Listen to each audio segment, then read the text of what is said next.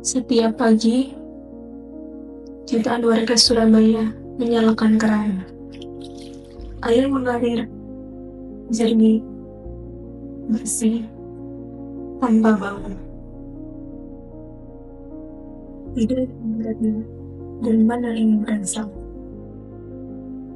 Tapi seandainya kamu tahu dari mana air itu memulai perjalanannya, kamu mungkin tidak akan pernah melihat segelas air dengan cara yang sama. Inilah titik nol dari semua itu.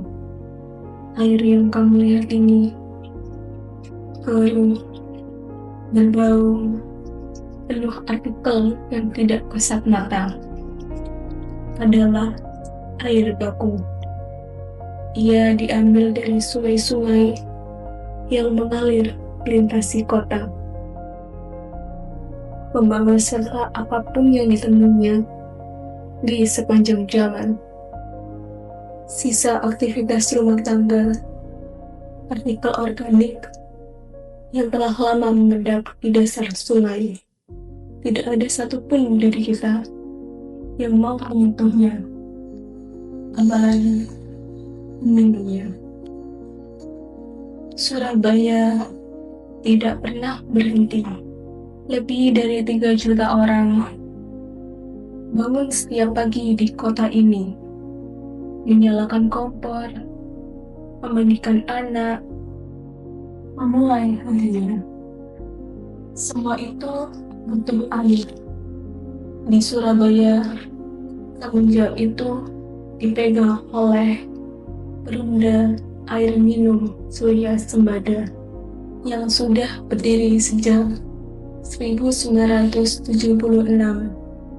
Tapi ada tantangan yang tidak boleh diabaikan. Sumber air baku yang digunakan, yaitu Kali Surabaya dan sungai-sungai sekitarnya, terus menghadapi tekanan akibat pencemaran yang berasal dari aktivitas industri, limbah rumah tangga, kualitas air baku yang semakin menurun. Bukan hanya membebani proses pengolahan, ia adalah sinyal peringatan bahwa keberlanjutan sumber daya air kita sedang diuji. Sampai kapan kita terus mengandalkan kemampuan mengolah tanpa serius menjaga sumbernya? Disinilah air baku itu diolah. Instalasi pengolahan air minum PDAM Surya Sembada. Tidak banyak orang yang pernah masuk ke sini, tapi tempat inilah yang memastikan air di keran rumahmu aman untuk digunakan setiap hari.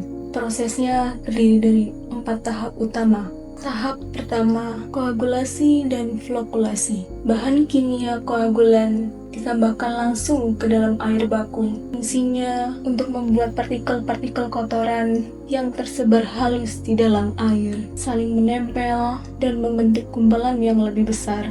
Gumpalan inilah yang nantinya bisa dipisahkan dari air. Tanpa tahap ini, kotoran sekecil apapun akan terus lolos ke tahap berikutnya.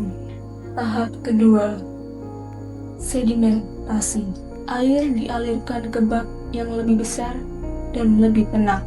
Di sini, gumpalan-gumpalan yang sudah terbentuk tadi dibiarkan mengendap ke dasar karena beratnya sendiri.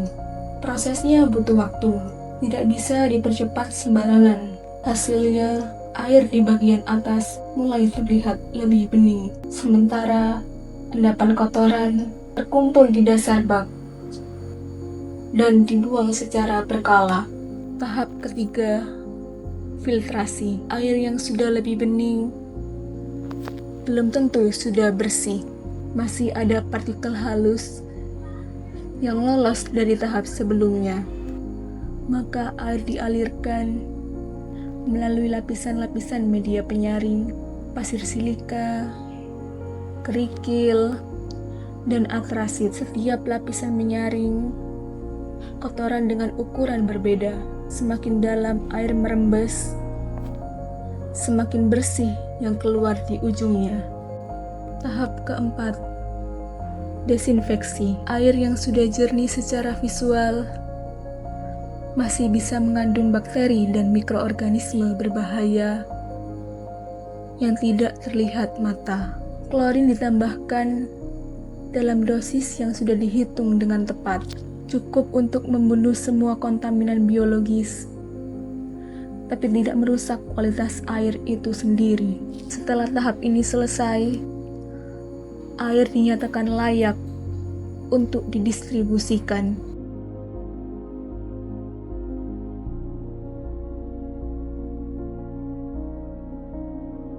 Dan juga di sini PDAM itu bila mendapatkan sesuatu limbah itu biasanya ya macam-macam limbahnya ya. Nah, contohnya itu kayak airnya ini mengandung kayak minyak, ada kayak berbusa, deterjen seperti itu.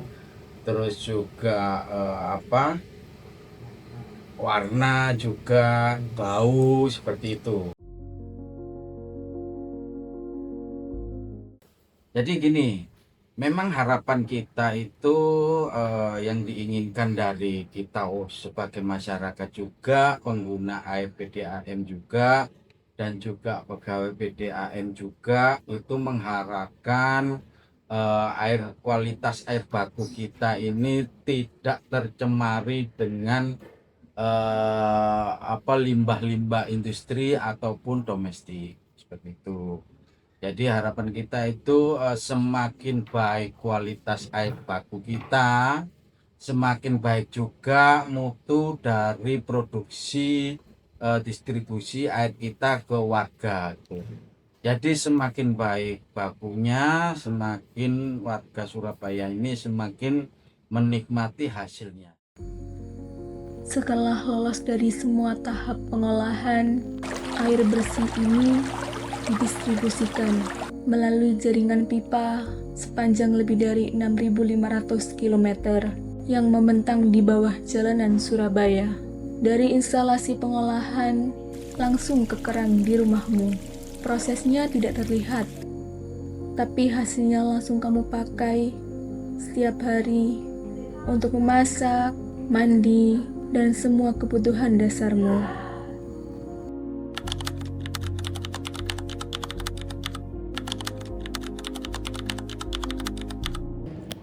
Kalau untuk masyarakat sih stop buang sampah di sungai, karena ya itu ternyata kan kalau kita nggak tahu nih air yang kita cemari itu bisa balik lagi ke kita.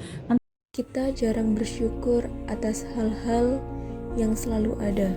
Air bersih adalah salah satunya. Dan di banyak tempat lain di negeri ini, itu masih jadi mimpi yang belum terwujud. Dengan begitu, sebagai masyarakat, kita harus menjaga air agar tidak tercemar. Proses yang kamu saksikan tadi berjalan setiap hari, tanpa henti, tanpa hari libur. Ribuan liter per detik diolah, dipastikan kualitasnya, dan dialirkan ke seluruh penjuru kota. Dan supaya proses itu bisa terus berjalan, bukan hanya teknologinya yang perlu dijaga, tapi juga sumber airnya, kebijakannya, dan kesadaran kita sebagai penggunanya. Proses yang tak terlihat terus bekerja. Pertanyaannya, apakah kita juga mau bekerja untuk menjaganya?